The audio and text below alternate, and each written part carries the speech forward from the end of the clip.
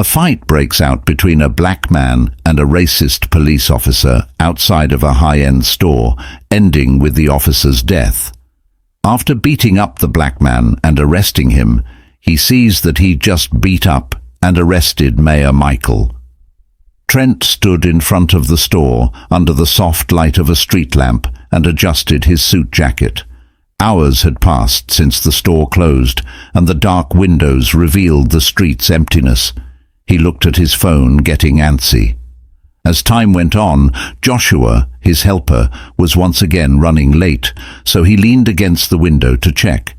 He was searching the street for Joshua's car when the sound of heavy footsteps approaching from behind caught his attention. "Hey!" a voice barked. Michael quickly looked up and saw a white police officer walking toward him with his hand on his belt.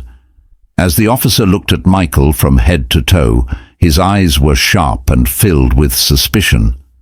Michael recognized the stance, the look he had dealt with before, and asked, "What are you doing here?" in a more accusatory tone than Michael immediately straightened up and placed his phone back in his pocket. "I'm just waiting for," he thought. The police officer stopped a few feet away and looked down the empty street with narrowed eyes. The man was waiting outside a clothing store at night. "That's right," Michael said. "My ride is running late." The officer's eyes became more intense, and he moved his hand closer to his flashlight. "That doesn't look right to me. Are you sure you're not?" Michael felt a tinge of anger rise in his chest, possibly due to something else, but he maintained his composure. "I'm not loitering, I'm just waiting for a ride," the officer said calmly. The officer's lips curled into... There was a half smile, but it held no warmth. Standing around in a suit, what's the point of trying to look good? Michael met his eyes with anger, but he kept his voice calm and said, "I'm just waiting, officer. There isn't anything else going on here." The officer moved closer, making his appearance more intimidating. "I don't think you fit in around here by yourself this late at night. Are you sure you're not trying?" As Michael tried to break into something, he felt his heart beat faster. He had encountered similar scenarios in the past, where he received answers. It didn't matter, and beliefs held more weight than facts. "There's no need for accusations, and I won't interfere." No matter what Michael said, the cop wouldn't move. He kept his eyes on him, daring him to say something. Michael's jaw clenched. He wasn't going to give up so easily. "Something more? You got any ID on you?" "I'm not doing anything wrong, so please look at my ID." The officer's face turned serious, and his hand hung near his belt. "You have no option but to present your ID upon request, or conceal something." Michael took a deep breath. "I am currently extremely enraged. I have already informed you of my intentions, and that should suffice. There is no justification for my anger." To make things worse, the officer's stance changed, and his voice lowered. "I decide how far this goes, not you," he said. "You're providing me with numerous opportunities to continue asking questions." Michael clenched his hands. "Okay, no need for this. I'm not a threat, and I'm not breaking the law. I'm just waiting." The cop moved closer. His body is now only inches away from Michael's. "It's amusing how you keep saying that, but I'm not convinced. In fact, I'm beginning to doubt you. You don't belong here at all." Michael was getting irritated. "I have every right to be here," the cop said. They were tense with each other, and he said, "We'll see about that. I'm not leaving, and neither are you, until we make a decision." I'm sure that as the two guys stood there fighting in silence, Michael could feel how serious the situation was. He glanced up the street as the cop clamped down on him, suspecting unspoken threats. Again they hoped to see Joshua's car, but the road stayed empty for seconds. The officer observed Michael for several minutes, anticipating his next move. The street felt quiet. Michael knew this wasn't over when the street lamp's light cast long shadows across the sidewalk. The officer's hand was firmly on his belt, and he never took his eyes off Michael's face. "I'll be watching," he said, mumbled in a low, threatening voice. Michael didn't respond, but his eyes hardened as he grasped the officer's gate. There wasn't anything else to say at that point, so the two men stood there, stuck in a fight they didn't want to start. Back down as the cool night continued, Michael stood tall, his body tense as the night continued. The cop wouldn't back down, and minutes went by with no sign of Joshua. There was a palpable tension between the two guys, as if the night himself was under pressure. "Electricity, I've already explained myself." Michael spoke calmly, despite his growing anger. "I'm just waiting for someone. It wasn't necessary." The police officer stepped forward, his hand firmly gripping the belt. Putting his handcuffs and torch down, he said, "I don't care what you said." His voice was cold and condescending. "What doesn't sit right with me about you?" Michael clenched his hands, but kept them at his sides. "The police don't care that I'm wearing a suit, or that you don't think I belong in this community." Michael's eyes lit up with anger. "Watch your tone. I'm the one asking questions, not you." Michael's heart beat faster, but he forced it to slow down. He told himself to stay calm. "You're questioning me for no reason.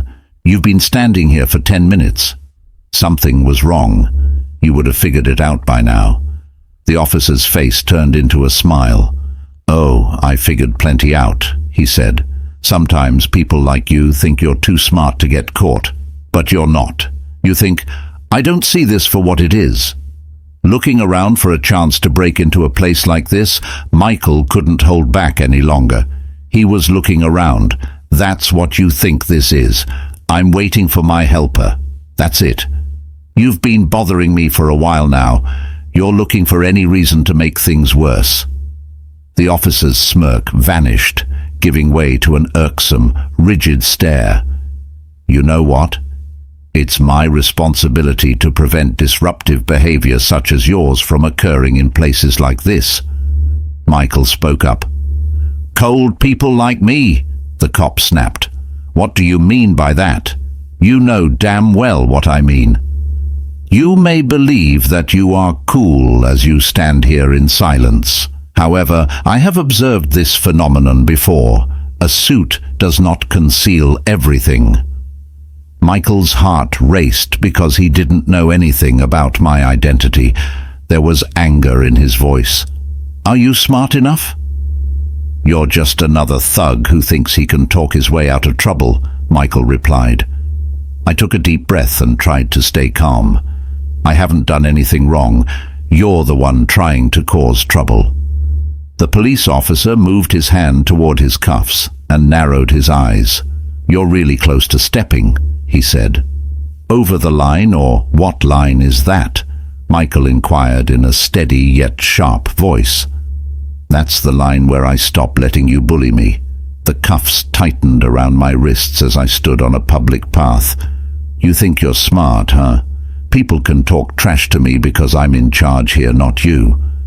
Michael's anger surged, yet he steadfastly maintained his position.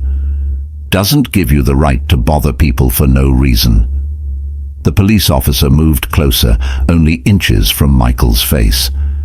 "I do not need a reason to feel threatened, and I do not like the way you are talking to me right now." Michael could feel SP was losing control of the situation, and the officer's anger was rising with each word, but he wasn't acting out. Michael said in shock, "I'm standing here without a gun. I'm simply waiting for a ride, and now you're threatening to arrest me. That's not how this works." The police officer clenched his teeth. Michael stood up straight and put his hand on the cuffs. "I'll determine the procedure, and your conversation is over," he declared. When I looked the cop in the eyes and said, "I'm not done until you stop treating me like a criminal," his eyes lit up. With fury, he grabbed the cuffs and said, "That's it. You're under arrest." Michael's heart flew as he heard this. Hare saw the police officer move his hand toward him, the handcuffs shining under the streetlight. This was it. Michael's heart was racing as the police officer reached for the handcuffs. There was nothing he could do about it. He suddenly felt the weight of the moment. He couldn't allow this to occur in such a manner. He stepped back and raised his hands, telling her, "You can't do this." "I haven't done anything," he said in a sharp voice that mixed anger and fear. The officer's eyes lit up and he tightened his grip on Michael's arm. "You just crossed the line," he said, and Michael didn't fight back. He jerked his arm away, his heart pounding rapidly in his ears. "I'm not resisting, but you're not arresting me for no reason," he said. The officer was furious, and his hand shot out again, this time with more force. He caught Michael by the, "If you think you're above the law, think again." He grabbed his wrist and pulled him forward with a rough yank. Michael tried to get free. His movements were quick but steady. "Get off of me," the cop yelled. "You want to resist the fine." He sprayed Michael with venom and pushed him hard against the store window, causing the glass to shatter. When his shoulder hit the cold surface, a shock of pain went through his body. I told him to get off, but he struggled to do so. Because of the adrenaline rush, the cop leaned in close and pressed Michael harder against the wall. He felt the hot air on his neck as he gazed out the window. "I told you to stop resisting," the officer said. Michael took short breaths as he tried to push the officer away. His mind was racing with ideas about how he had done this. "The situation has quickly escalated, and I have no intention of fighting back. You're the one taking this too far," the officer said, tightening his grip. Michael's arm was being grabbed. "That's it. I'm done playing with you," the cop said as he swung his fist. He struck Michael in the jaw with such force that his head snapped to the side, causing him immense pain. He slammed into the window, leaving a scratch on his face. The spinning world around him momentarily obscured his vision. Michael let out a gasp as his hand automatically went to his face. The blow was still killing him sharply.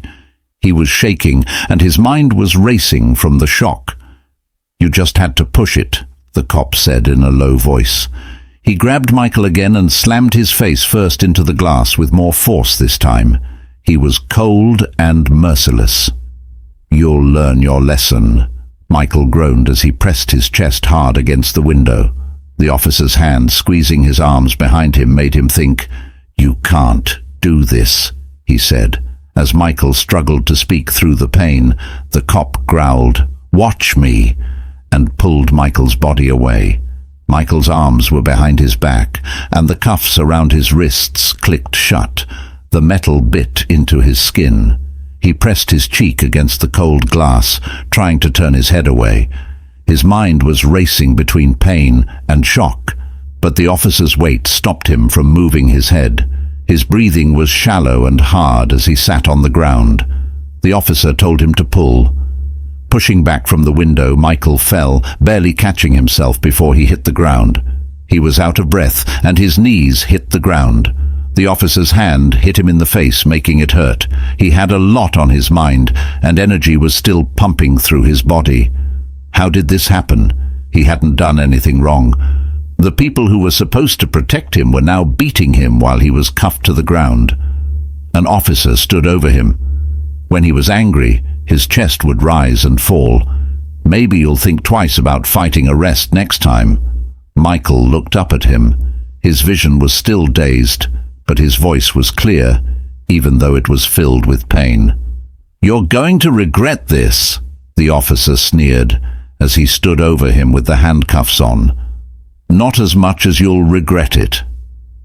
The cold air of the night pressed down on them, and Michael knew this wasn't over yet.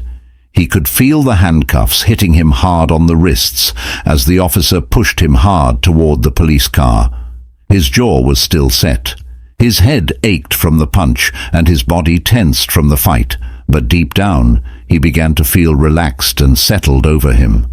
He possessed knowledge that the officer lacked, giving him a distinct advantage. The officer was still in charge. Filled with pride, he walked over to the car and opened the back door with a sharp tug. "Get in," he told his passenger. "I told you not to fight back," in a cold, authoritative voice. Michael didn't move. Instead, he stood up straight.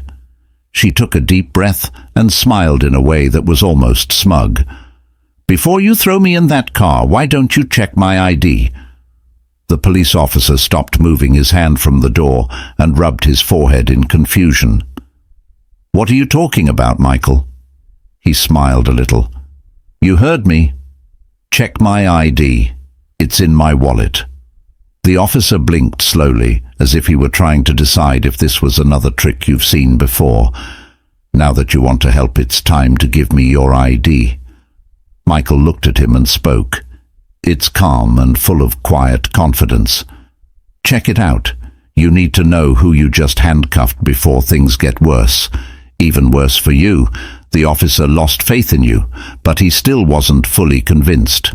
Okay, let's see what you have."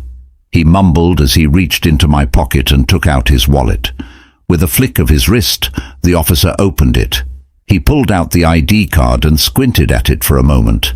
His expression was blank, but as he contemplated the information on the card, his face lost all of its color as the name and title of the thing he was doing clicked into place. Michael's eyes darted from the ID back to him, a look of shock and fear on his face. "That's right," Michael said. "I'm the mayor of this city," he said in a calm, smooth voice. The officer's face turned pale as he took in what he had just heard. He had just finished taking it all in. He looked back at the ID as if hoping it would change, but it didn't. That's when it hit him. He hit him hard because he had just beaten and arrested the city's top official. The officer's hands were shaking as he stumbled with the handcuffs, and his anger had turned to panic, "Sir." I didn't know that Michael had cut him off. His speech was still calm, but it was now sharper and more authoritative. "Now that your prejudice has triumphed over you, you find yourself trapped." The police officer's face lit up with shame and fear as he quickly unlocked Michael's handcuffs. Michael rubbed his sore wrists and said, "I'm sorry, sir. I didn't mean." His voice rose a little as he said this. He was angry, but not out of control. "You didn't mean to punch me or throw me up against that window," he said. "I want you to treat me like a criminal." The cop stumbled over his words as he tried to save the situation. "The issue lies in the fact that you didn't perceive my presence. You thought Michael snapped at him for cutting him off again. As I stood here, you perceived me as dangerous because I didn't align with your preconceived notions about who belongs in this neighborhood." "That's what you did," the officer stuttered, moving back a little as Michael stepped forward. "Are you aware of the trouble you've caused? Do you know what will happen as a result of your actions?" Because of what you did tonight, the officer's eyes were wide with fear. "I'm sorry, sir. You didn't intend for it to reach this extent. You didn't mean for it to go this far either." Michael's voice was cold. The officer's feeble defense proved effective. This is the outcome of allowing your personal biases to dictate your decisions. You should serve and protect, not attack and profile. The cop swallowed hard, his face turning pale. "I made a mistake," Michael said in a low voice. "My hands are still shaking." "You think that will fix it? You believe that an explanation will suffice to atone for our actions? You just did it." The police officer couldn't look Michael in the eyes because he was so shocked. "I want your badge number now," the officer tried to say. Michael stepped back and let out a long breath. Michael took out his phone and carefully wrote down the number, his voice barely above a whisper as he said it. As Michael looked the cop in the eye one last time, he said, "You'll be hearing from me again." When he said those words, the officer stood motionless, watching him walk away. "Next time you won't get away with that so easily," he said. Michael walked down the empty street, frozen with fear and regret. His mind was already racing ahead to this moment. The event wasn't just personal, it was a sign of a much bigger problem that he could finally deal with. Michael walked quickly down the street. He knew that something was going to change after tonight, no matter what. The officer's punch still hurt his jaw, and he felt the weight of what had happened that night on his shoulders. The handcuffs still hurt a little on his wrists, but the anger that was boiling beneath the surface hurt more. The ground kept him moving, and he couldn't let this go. He turned the corner away from the scene. He picked up the phone and dialed, his fingers shaking a little, not from fear, but from the adrenaline that was still pumping through him. The familiar number rang in his ear quickly. After a few rings, a voice came back. Joshua Michaels spoke the words in his own unique voice. The message, "I need you to meet me at City Hall," was concise and clear. Now Joshua's voice emerged, filled with confusion and worry about the situation. I was about to say, "I'll explain when you get there," but Michael interrupted. "Just get there as soon as possible. You can hang up the phone without waiting for an answer." Michael completed the task and returned his phone to his pocket. As he walked towards City Hall, his mind was racing. The city's lights cast long shadows on the quiet streets. He remembered the smug face of the officer, but what really stuck out was seeing himself in the window. He found himself restrained, wounded, humiliated, and unable to escape. It wasn't just about him anymore. It was about what this stood for: unfettered power, blatant profiling, and a lack of basic respect. He knew it too well and could fix it as mayor. By the time Joshua got to City Hall, Michael sighed and took a deep breath. He was already waiting outside, his face filled with worry. "What happened?" he asked. He took a moment to gather his thoughts before responding. "One of our own officers abused and harassed me tonight." Joshua almost got caught in shock. "Are you serious?" Michael asked him. "No, he didn't," Joshua said. "My late-night presence in an upscale area of the city led to illicit activities." Joshua shook his head. He looked like he couldn't believe what he was seeing. "I'm at a loss for words and uncertain about our next course of action." Michael made it clear. "I've had enough of this kind of thing. We've been talking about reform for too long now. I can prove that this isn't just a theoretical issue. It happened to me." Joshua looked at him with serious eyes. "What's the plan?" Michael has already begun to consider the specifics. "First, we're going to file an official complaint. I possess the police officer's badge number, and we plan to present it to the police chief. This has to be, I will deal with this officer at the highest level and ensure that he bears the full consequences of his actions." Joshua inquired about the larger issue. Michael's jaw tightened as he contemplated the officer's sneering visage. Because he had treated him with casual violence, this will be the thing that makes me push for change. Having worked with the department for months, I now have the authority to make this public if necessary. Joshua must comprehend that we will no longer tolerate this behavior. Joshua confirmed this with a serious, "I'm with you" look. Michael replied, "Good, regardless of your needs." "This won't be easy," he said, "because the department will fight back.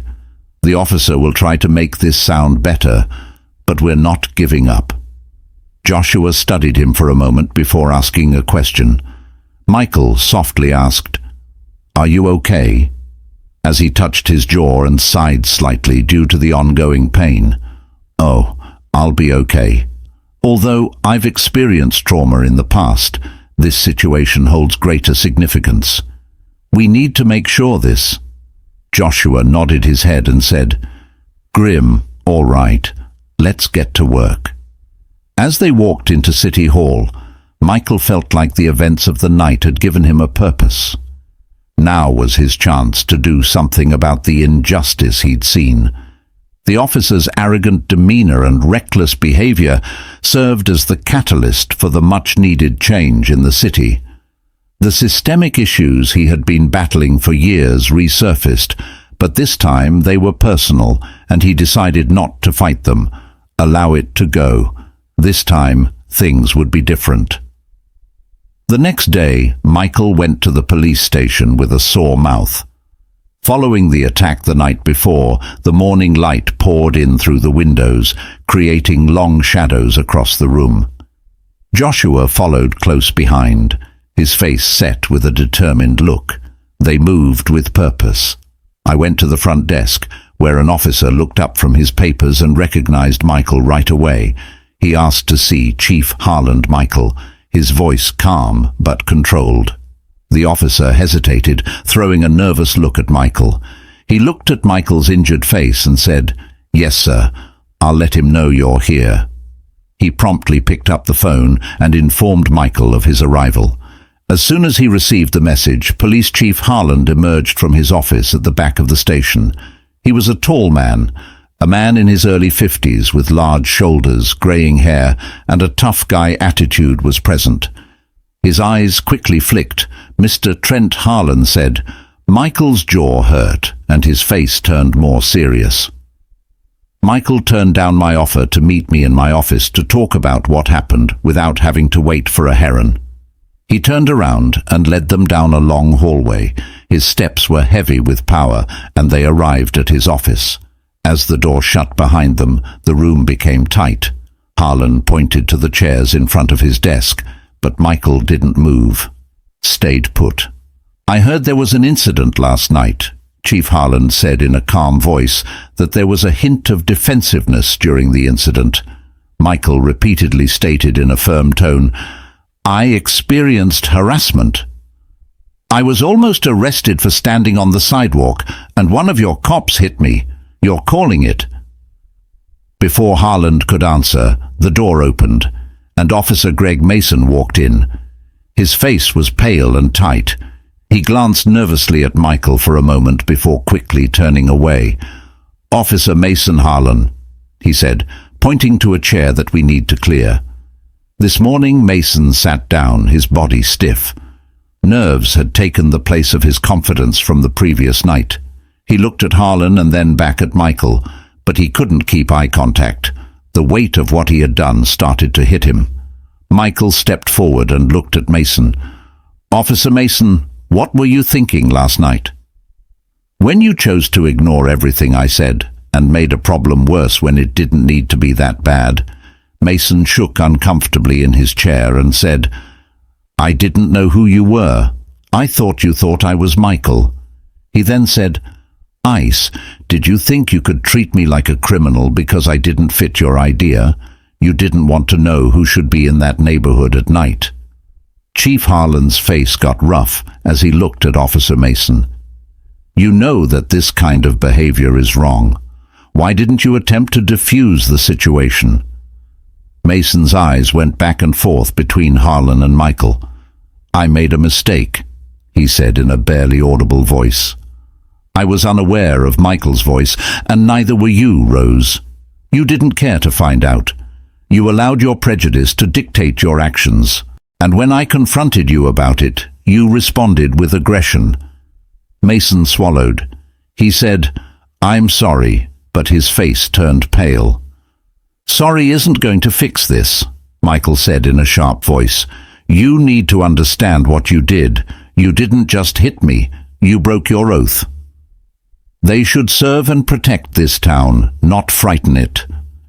Harron nodded, but this time he was more serious. "There will be consequences for your actions. I have already suspended you pending completion of an internal investigation." Investigation.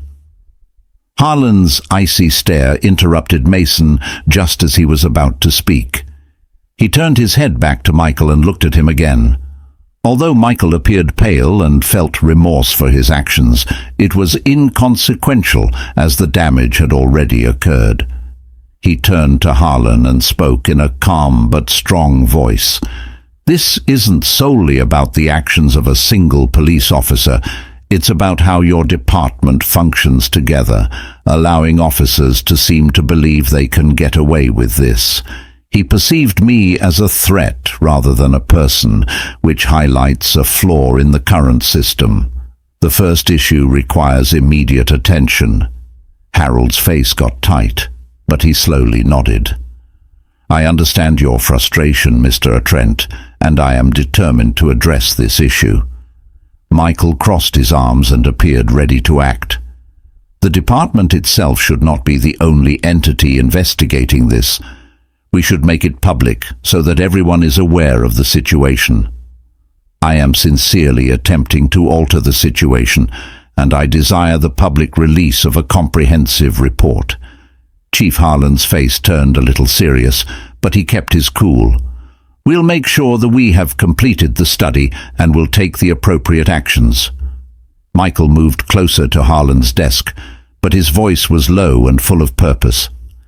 Chief, this is about more than just one event. It's about the future of this. If real changes don't occur, I'll inform the public about the current situation. This city deserves better. Harran Mason looked into Michael's eyes for a long time, before finally nodding to show that they understood. Michael turned to Mason one last time. His voice was softer, but still strong. You believed you had all the power and could get away with it. You thought you had power, but now you know you don't, and there will be consequences for what you did. Mason didn't answer because he couldn't. Don't even look Michael in the eye. Michael turned and left the office, with Joshua close behind. Even though the air felt lighter outside, Michael knew the fight for justice and change had only just started. This time, he wasn't going to stop until the changes were made. As they left the police station, Michael could feel the energy building. He was finally on his side. It was time to change things for good. Michael left the police station with no negative feelings. He and Joshua walked steadily to the car in the cold. As he took a big breath in, the fresh air of the morning filled his lungs. He was still processing the horror of what had just happened. He had set up a system of responsibility, but this was just the start of the real change that was going to happen. Joshua held multiple meetings with the police chief. Joshua broke the silence as they got to the car. Do you think they'll have to follow through, Michael said, taking the wheel. This isn't something they can brush off. Joshua said yes, but he still looked worried. What if they make Mason the scapegoat? Maybe they should suspend him. Michael gripped the driving wheel tighter. Fire him if you have to, but that won't change anything else. Michael's thoughts raced as they drove through the city. We're not giving them that choice, he said. He felt the weight of his responsibilities, but it also drove him. It wasn't just about last night. It was about the broken relationship. The system that placed him in that situation made his plan to change things impractical. Joshua gave him a quick look. He still looked worried, and he said, "We need to get this done right away. Once people hear what happened, the story is going to blow up." Michael nodded and said, "Let's go public, but on our terms. We need to be in charge of the story, hear the truth, and I'll make sure they get it from me." By the time they got to City Hall, Michael had already left. After generating an idea, he hurried to his office, his thoughts firmly focused on the next step, contacting the press. As Michael sat at his desk and looked at the time, he said, "I want to hold a press meeting this afternoon. There were delays. We will provide an explanation of the events and the actions taken. This will be open and honest." Joshua agreed and picked up the phone. "Are you going to tell them everything?" Michael asked. Joshua put down his phone and thought about the facts. Yes, they need to know the whole truth. "We can't gloss over this," he said. "You're going to name the officer, but Michael said the probe needs to happen first. I'll make it happen, though." Within a matter of hours, it became evident what he had done and the grave consequences of his actions. Reporters, news cameras, and there were a lot of people waiting in front of the building for Michael to talk. He could feel the city was already buzzing with rumors when Joshua walked into his office with his phone in hand. "Set that up. The press is ready. Are you sure you want to lay it all out?" Michael looked at himself in the mirror and adjusted his tie and jaw. "I am still hurt. It's the only way to ensure they understand the severity of this situation. Joshua has agreed, so let's proceed as Michael suggested. They walked out of City Hall and up to the stage. Cameras flashed, the crowd remained silent, and microphones held high. All eyes were on him, and he took a deep breath to feel the weight of the moment. "Good afternoon," Michael said. "Stay calm and strong. I've convened this press conference to discuss an incident that occurred last night. Last night, the crowd increased the tension between our city's police officers and myself as people leaned in to hear more. I was waiting for a ride outside of a store when a police officer came up to me, even though I was calm. As I tried to explain why I was there, the officer became more and more hostile. He made assumptions about my identity and my intentions." Michael stopped to let the weight of his words sink in before continuing. He stated, "I was Ling of some sort, being bad because I didn't fit his idea of who should live in that neighborhood when I tried to stay calm. I had to explain myself. The situation got worse. He punched me, tied me, and as he was about to toss me into the back of his police car, a mutter echoed through the crowd. People were shocked by what he said. I never fought back." Michael's voice kept rising with confidence. "I was calm and clear. He was respectful, yet it held no significance for him. What he saw when he looked at me was more important than what I said. I told him what was wrong, but he saw a threat and did something about it." Michael looked at Joshua and got a cheery nod. He then turned back to the crowd and kept his voice steady. Angry, he didn't know who I was until I told him to look at my ID. At that moment, everything changed. As panic set in, he took off my handcuffs and apologized, realizing that the mistake he made wasn't just about me. It was about problems with the way our cops work as a whole. He leaned forward a little and gripped the sides of the podium. "This problem extends beyond just one police officer. It's about a system that permits society to view people as suspects. We've been working to change this practice of judging people based on their appearance rather than their achievements." The crowd was quiet, awaiting his every word. "There will be a full review of what this officer did," Michael went on, "and will personally ensure that the investigation remains transparent and truthful. The people in this place have a right to know what's going on. I won't let this be another story that fades into the background," Mr. Michael said as he paused again. "We are looking at the cameras, but this is about lasting change. Police Department.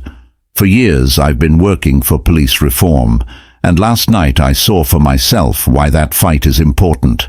The treatment I received last night was unacceptable. Reporters started screaming questions their way. As the crowd's shouts rose, Michael put up his hand to stop them. There will be more to say in the future. There is more to find out. But let me make one thing clear. This is not the end. This is the start of real change. We'll keep going until everyone in this city, no matter who they are or where they come from, can trust that those who have sworn to protect them, will treat them fairly and with respect." Michael then stepped down from the platform, and Joshua met him at the bottom of the steps, his face serious. Joshua said quietly, "It was intense, but you did what was necessary." Michael agreed, saying, "It's time for this city to wake up. We've been discussing change for too long. Now is the moment to implement it."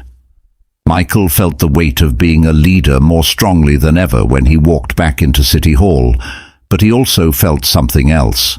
Additionally, he experienced a renewed sense of purpose. This was the moment he had been waiting for. Now it was his turn to push for changes. This time, the city really needed it, and he wouldn't stop until the system changed for the better. Michael sat in his office gazing out of the large windows of City Hall. The press conference shook the city. Since he left the podium, the phone had been ringing non-stop with calls from council members. He received hundreds of letters from local groups and voters who wanted to express their anger or discontent. People in the city were waking up to show support or demand faster action, but Joshua went into he was sitting in his office, holding his phone. You've been getting a lot of attention, social media is going crazy, and the press is writing about it. Michael sighed and rubbed his temples. We need to keep the pressure on, he said. I want people to understand. How important is this? Joshua nodded and stepped closer to the desk. I've talked to some community leaders, and even though they'll support you, they want to know what changes you'll propose. Michael slowly nodded, but his mind was already racing. We should begin our investigation by examining Officer Mason. That's just the beginning. We need real structural changes, like more oversight, better training, and stricter blame. Joshua looked very serious.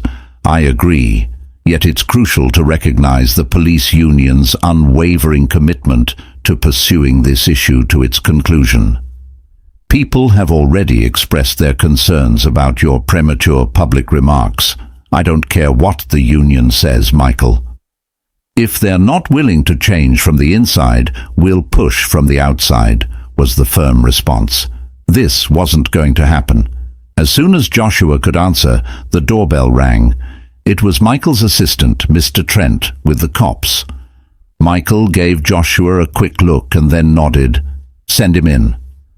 Chief Harland then walked into his office. He walked with less of his usual confidence and gave both guys a tight lip nod before sitting down across from them. As Harland's eyes met Michael's, there was a short, awkward silence.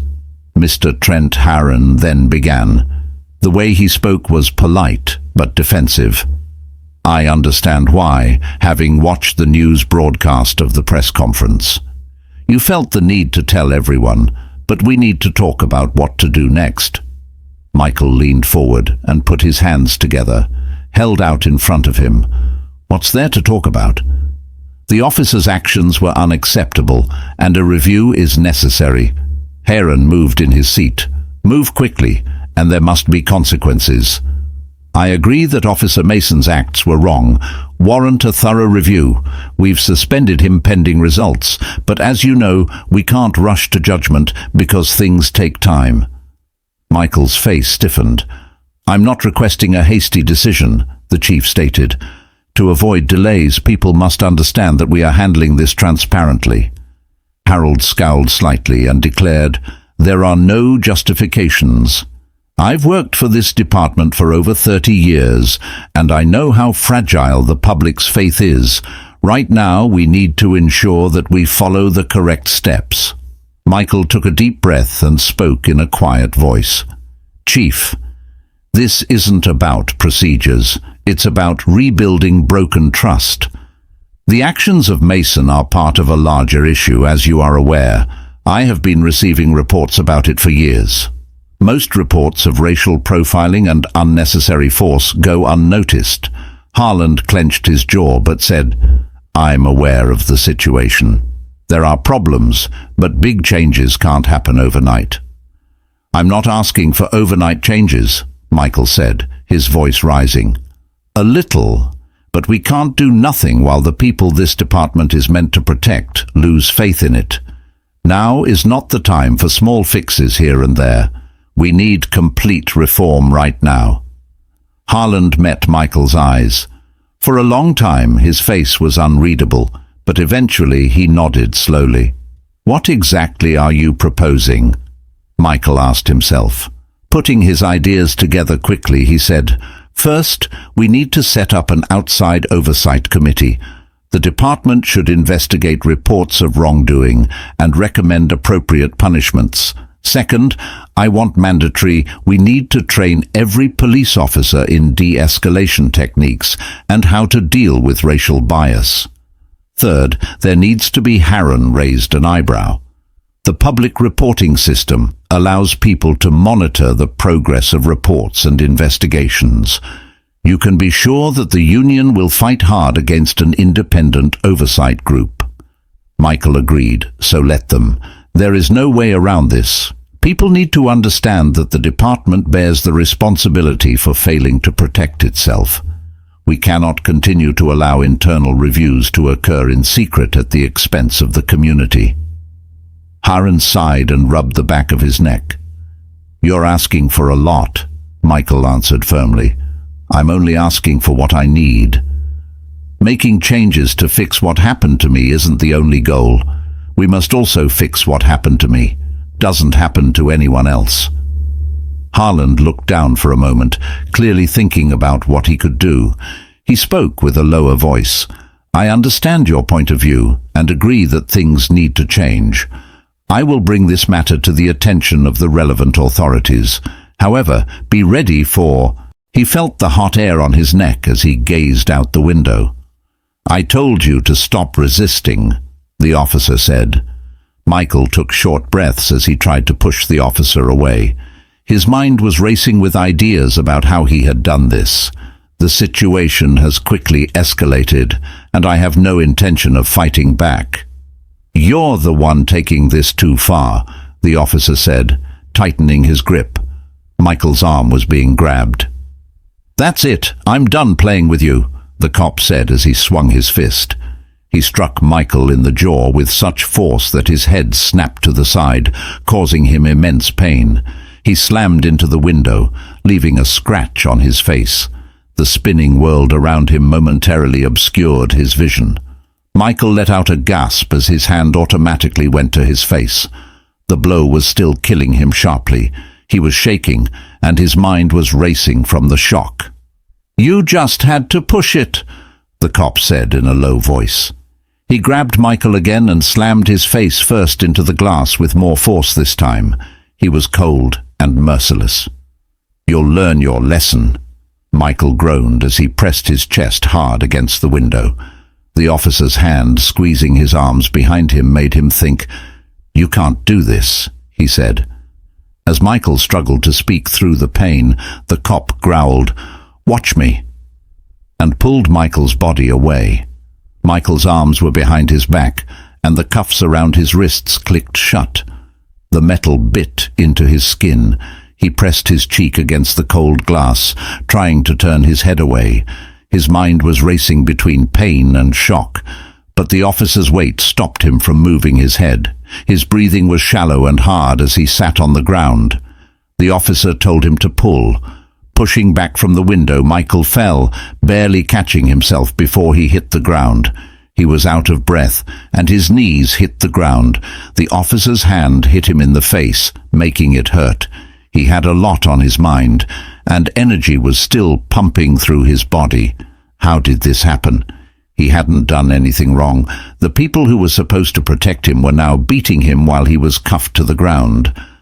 An officer stood over him. When he was angry, his chest would rise and fall.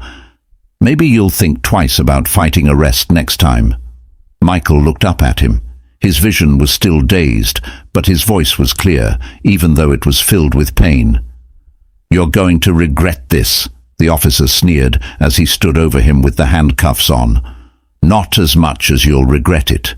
The cold air of the night pressed down on them, and Michael knew this wasn't over yet. He could feel the handcuffs hitting him hard on the wrists as the officer pushed him hard toward the police car. His jaw was still set. His head ached from the punch and his body tensed from the fight, but deep down he began to feel relaxed and settled over him. He possessed knowledge that the officer lacked, giving him a distinct advantage. The officer was still in charge. Filled with pride, he walked over to the car and opened the back door with a sharp tug. "Get in," he told his passenger. "I told you not to fight back," in a cold, authoritative voice. Michael didn't move. Instead, he stood up straight. She took a deep breath and smiled in a way that was almost smug. "Before you throw me in that car, why don't you check my ID?" The police officer stopped moving his hand from the door and rubbed his forehead in confusion. "What are you talking about, Michael?" He smiled a little. "You heard me. Check my ID. It's in my wallet." The officer blinked slowly, as if he were trying to decide if this was another trick you've seen before. "Now that you want to help, it's time to give me your ID." Michael looked at him and spoke. It's calm and full of quiet confidence. Check it out. You need to know who you just handcuffed before things get worse. Even worse for you, the officer lost faith in you, but he still wasn't fully convinced. Okay, let's see what you have. He mumbled as he reached into my pocket and took out his wallet. With a flick of his wrist, the officer opened it. He pulled out the ID card and squinted at it for a moment. His expression was blank, but as he contemplated the information on the card, his face lost all of its color as the name and title of the thing he was doing clicked into place. Michael's eyes darted from the ID back to him, a look of shock and fear on his face. That's right, Michael said. I'm the mayor of this city, he said in a calm, smooth voice. The officer's face turned pale as he took in what he had just heard. He had just finished taking it all in. He looked back at the ID as if hoping it would change, but it didn't. That's when it hit him. He hit him hard because he had just beaten and arrested the city's top official. The officer's hands were shaking as he stumbled with the handcuffs, and his anger had turned. A confrontation with the union and the mistreated police. Michael leaned forward once more, focusing his gaze on Harlan. This isn't about targeting anyone, he said. The goal is to enhance the performance of the police force. If a cop perceives accountability as a threat, they may not perform their duties effectively. To be on the force in the first place. Harlan's lips got thinner, but he nodded and said, I'll take your ideas to the department. Harlan said, Leadership, let's see what we can do, as he stood up to leave. Michael remained seated, closely observing him. Chief Michael said in a low voice, Right now, the city's eyes are on us. Don't waste this chance for change. Harold stopped at the door and turned back to Michael. I won't, he said in a deeper voice, more honestly than ever. We're all in this together, like it or not. When Harlan left, the room went silent. Joshua let out a sharp breath. Do you think he'll actually do it? Michael rubbed his still swollen jaw. The night before, he has to. We've come too far for this to fall apart now. Joshua nodded and paced a little. What's next? Michael got up and walked over to the window, where he looked out over the city. Next, we continued our push and rallied the team. We, as a community, will remain steadfast and continue to exert pressure until tangible transformations occur. This isn't just about one wicked guy. Police officer Joshua crossed his arms and said, I think you're ready. He had a small smile on his face. Michael gave a sad smile and said, I've been ready for a long time. As the sun went down over the city, Michael. Even though the battle had only just begun, he felt like victory for the first time in a long time was finally within reach. The next day, Michael didn't waste any time moving his plans forward. The press meeting was caused people all over the city to talk about it on the streets, in their jobs, and on every news station. As more people pressured the police, Michael knew there would be backlash. Standing in the mayor's office, he gazed down at a pile of documents from both the union and the department. He has a stack of papers outlining his ideas for change. Joshua walked into the room with a tense but focused look on his face. I recently concluded a conversation with several council members. The public backs your changes, but there's opposition from usual suspects. Michael nodded, confirming my initial assumption. Who's pushing harder, Joshua? Some council members who maintain a friendly relationship with the police union are exercising caution due to their fear. We don't have time for political backlash, Michael said very clearly. This isn't about politics. It's about real issues. Change is welcome, but as officials, they prioritize their own interests. Michael looked at his watch. We need to present these ideas to the council right away. If we wait any longer, the energy will die. Joshua took out his tablet. The police chief just said in a statement that he supports the probe, But the police department, we can't let changes make it harder for police officers to do their jobs. Michael clenched his jaw. That's code for we're going to put a hold on things. Joshua agreed, but the community is gathering. I've been getting calls from advocacy groups. People had been requesting action from groups and local leaders all morning, so Michael instructed them to arrange a meeting. In just a few hours, Michael was able to work this out with the council and the police union's top leaders. In the meeting room at City Hall, the air was tense. On one side, several city council members were sitting. Across from them, people from the police union sat with faces ranging from cautious to encouraging. Along with Chief Harron, the head of the police union, a big man with a mean face sat with his arms crossed and glared at them. Michael watched from across the room. The meeting started with niceties, but Michael quickly got to the point. We're not here. Speaking about the need for change, he said in a clear voice, the people of this city have spoken, and they want accountability. We need to fix the broken system as it currently exists, stated the union head, his seatmate Trent. We've always worked closely with the city, but some of the changes you want to make will tie the "we can't let that happen." Michael leaned forward. This isn't about binding anyone's hands. It's about making sure that police officers follow the rules we expect from people who are supposed to protect the public. If accountability undermines your power, the fault shouldn't lie with the changes. Chief Harland cleared his throat. We agree that training should be improved, particularly when it comes to de-escalation techniques. We expect the site committee to cause significant disruption. Officers will experience constant questioning. People who don't know how dangerous they are. Michael gave him a stern look. We're talking about people need a system they can trust, and I don't think your department will do a competent job of looking into wrongdoing. Right now, they don't. Councilwoman Green leaned over as the other council members moved around in their respective positions. I agree with the mayor that we'll never move forward if people don't trust the cops to hold their own accountable. Rebuild trust in law enforcement. The union president's face lit up. You're not out there on the streets where our officers are risking their lives, he said. In your daily lives, you sit at your desks and think, I know what it's like. Michael's voice was cool.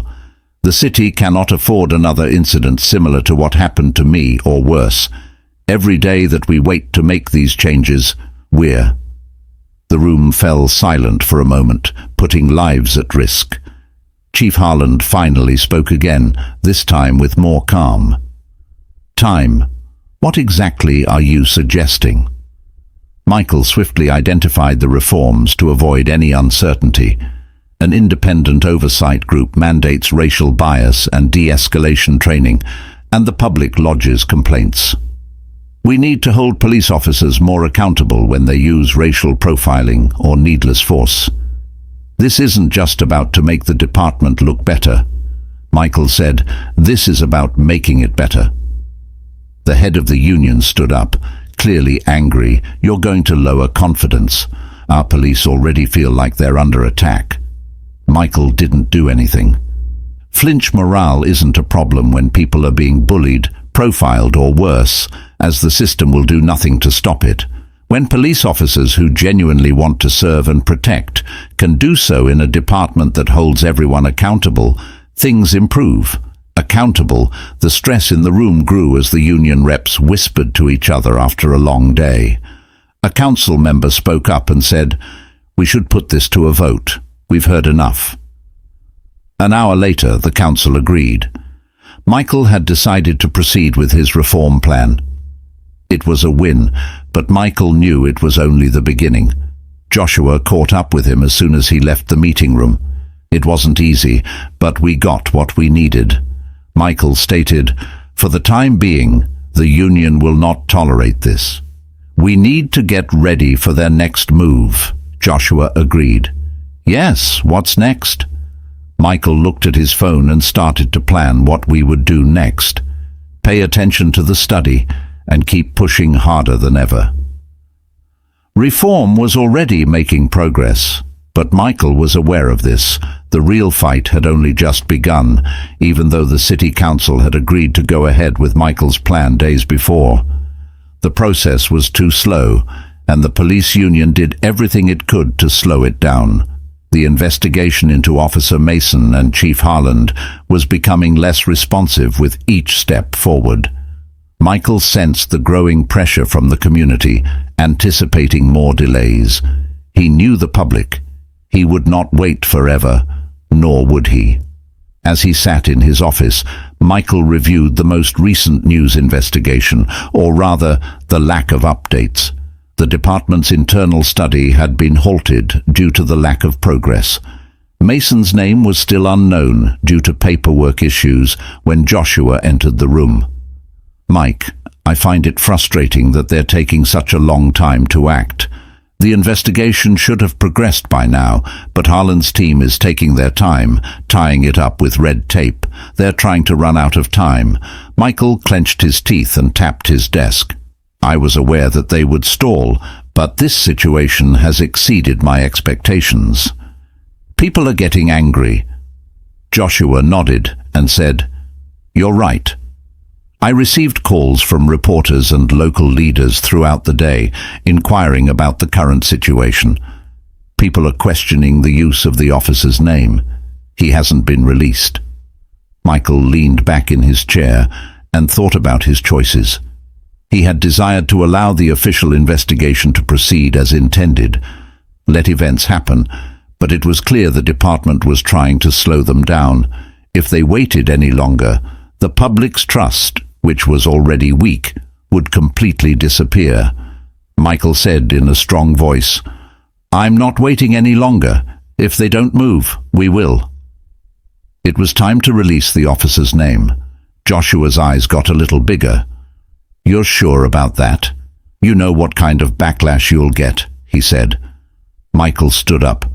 "People should know who did what to me," he said while walking around the room. "This is precisely why the department is trying to protect him. They think they can hide behind the process, but they can't." Joshua nodded and started pulling. Michael took out his phone and said, "I'll make a press release. The media will go crazy over this." Michael replied, "Let them be. I'm not involved. Harlan or the union should not continue to delay matters while this city awaits justice." Within an hour, Michael was at a podium outside of City Hall, and the press gathered once more. Mice pressed up against the heads of reporters as they crammed in close. Eager people were running toward him. Michael looked out at the crowd, his face set with purpose. "Good afternoon. As many of you know, we've been working on changes to our police department to fix the problems we've been seeing. But despite what the department and the city council said they would do, the review into what the crowd has repeatedly held up Officer Greg Mason." "Enough is enough," the crowd said, and the tension in the air was obvious. "I've waited." Michael continued to wait patiently for the cops to move forward with the investigation, but the delays have gone on for too long. Today, I'm sharing the name of the police officer who was involved in the incident last week. His name is Greg Mason, and he is the officer who wrongfully detained and beat me, someone in the crowd said. Reporters began taking notes and pictures. "This isn't just about me," Michael said in a rising voice. "Conviction. This is about being responsible. The people in this place deserve transparency and knowledge. Who is responsible when wrongdoing happens? Officer Mason's actions were wrong, and the public has a right to know about them. We won't let the department hide him or drag out the questions from the press until we know his name."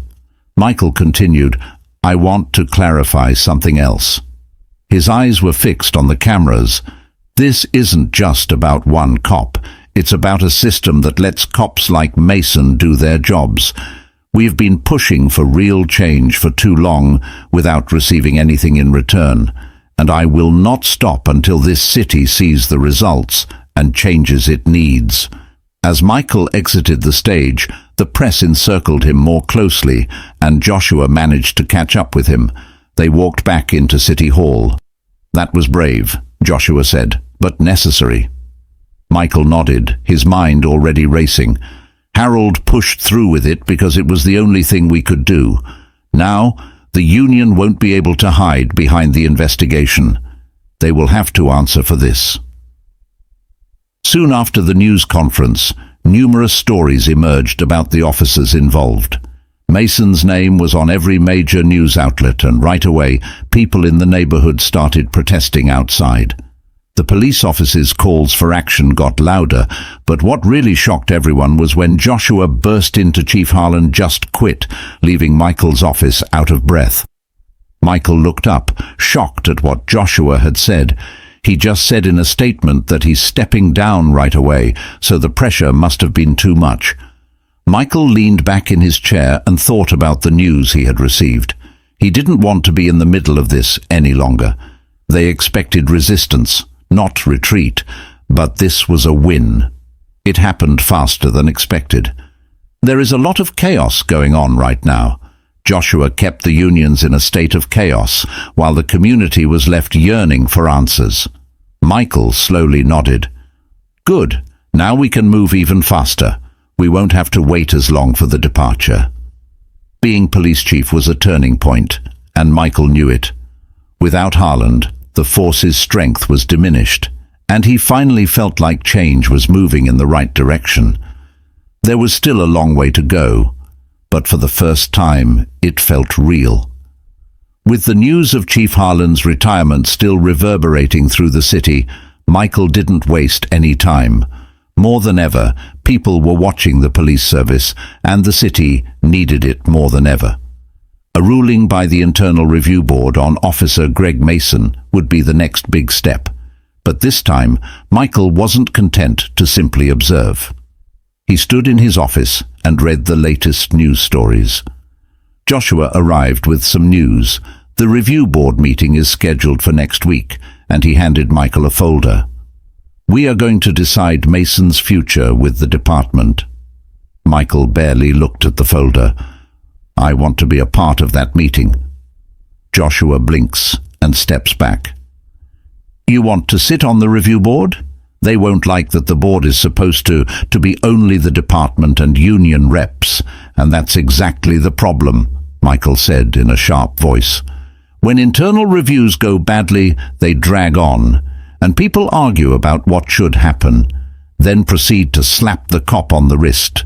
This time, I want to be in that room to see how they explain keeping a man like Mason on the force." Joshua paused. "You're the mayor. You're empowered to push for this," he said. "They'll retaliate against the union because they believe you're pushing the boundaries." Michael already nodded. He walks over to his desk to make the call. "Let them push," he says. "Let them push," he says. The department was over by the next morning, and Michael had officially asked to be a part of the review board meeting. Was right away. The union head went on the offensive, as expected.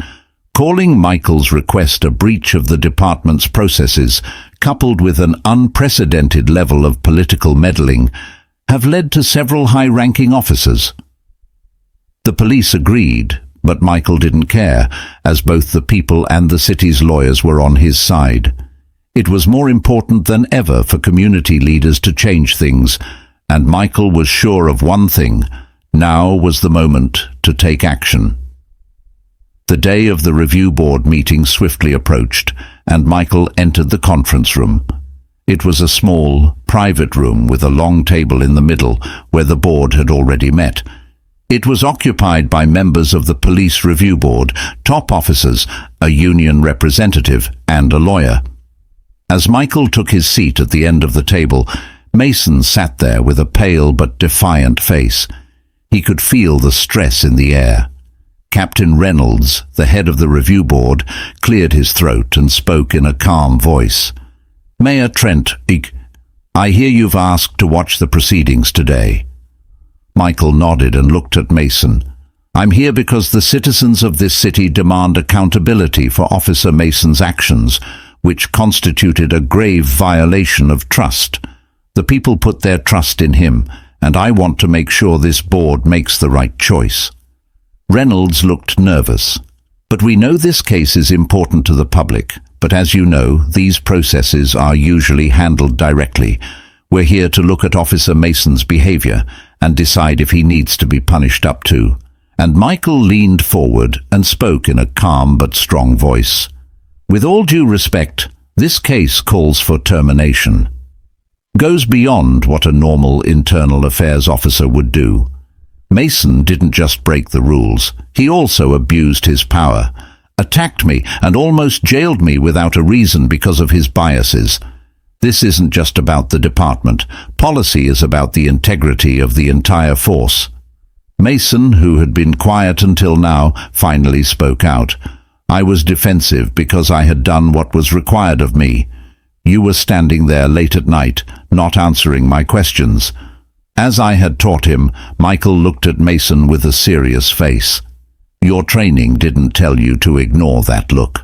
What I meant was that your training didn't tell you to make things worse for no reason. This isn't about process, it's about your expectations." Mason shifted awkwardly, his voice tight. "When someone says they're just waiting for a ride but is actually a thief, I called you," and Michael replied, "You called me because of who I am, not what I was doing. That's the difference." For a moment the room was quiet as Captain Reynolds looked back and forth between Michael and Mason. He then addressed the room, saying, "Welcome." As the meeting went on, they heard from Officer Mason and went over the results of the internal probe. The board looked at the evidence against Mason for what he did that night, including the body camera video and witness statements. There was a strong case against him. Michael remained silent for the majority of the trial, but Mason consistently made an effort. After hours of frustration, Michael finally felt his anger rise. Before we ended, Captain Reynolds turned to Michael Mayer Trent to talk. Michael looked straight at Mason and asked, "Is there anything else you'd like to say?" "I've heard enough excuses from the cop. Mason's refusal to accept responsibility for his actions today provides me with all the necessary information. The people of this city deserve better. They need a police team they can trust, one that looks out for everyone. Without bias, keeping Officer Mason on the force would be detrimental for the image of this department." "He must be." Mason scowled and said in a low voice, "You're making me look like a monster." "That morning I didn't plan to arrest anyone. I was just doing my job, if that's what you think it is." Michael answered coldly, "You should never have worn that badge in the first place." Captain Reynolds nodded and looked around. The board will now begin its discussion in the room. An hour later, the board came back with their decision. Captain Reynolds spoke. After reviewing all the evidence and hearing all the statements, the board found Officer Gregg guilty. The board has ruled that Mason broke department policy by doing what he did. His behavior was rude and wrong as an officer. Mason has lost his job at the police department. Michael felt a wave of relief wash over him. He glanced at Mason, clearly shaken, but remained silent. After leaving the room, the officer didn't look at anyone. Captain Reynolds then expressed his gratitude. "As we sit here and listen to Mayor Trent, we understand that this was a significant decision for the city." Michael nodded calmly, but strong. "This was the right choice, but this is only the start. The citizens of this city are closely observing our actions, and it is crucial that we act accordingly." As Michael left the room, Joshua told him to keep pushing for the changes that will make sure this never happens again. I met him in the hallway with a happy look on his face. "It's done, Mason's gone," he said. Michael nodded. "It's a victory, yet further efforts are necessary to ensure the implementation of the reforms." Joshua smiled and said, "One battle at a time." "But today you made history. Michael said as he looked back at the door to the review board's room. "Maybe a moment, but we still have a lot of fights to come." As they departed from City Hall, Michael became aware of this. There was no longer any Mason. The fight for real change had only just started. Although this victory was significant, there were still significant issues to address within the department that required immediate attention. Michael knew it would take a long time to get things back on track, but he was ready to do it. Show the way and lead by example, inspiring others to continue the fight for justice and equality. With determination in his heart, Michael knew that together they could make a difference and create a better future for all.